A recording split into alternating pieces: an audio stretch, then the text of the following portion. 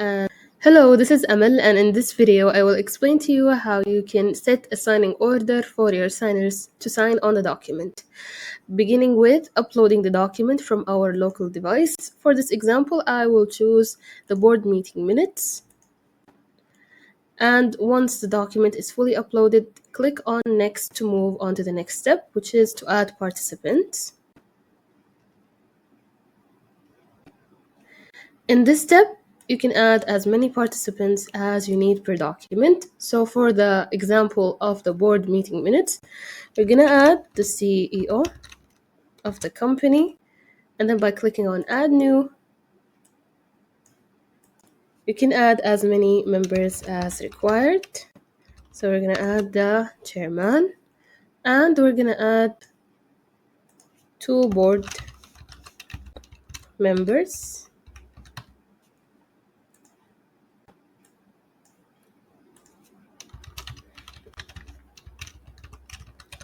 Once all of your signers are added,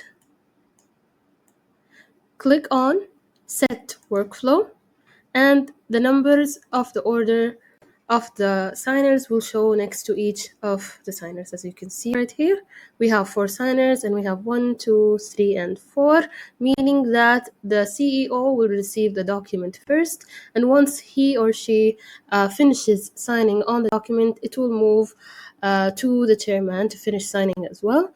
And if you have, let's say, the board members to sign at the same time or receive the document at the same time, you can simply just change the number next to the board member, let's say, or next to a signer. So here we're going to change 4 to 3. And both board members will receive the document at the same time. So if we go up again to the workflow settings and click on View Order, you can see how the order is going to be. So the first one is the CEO, and then the second one is the chairman, and the third one we have 2 signers, which are the board members, until the document is fully completed.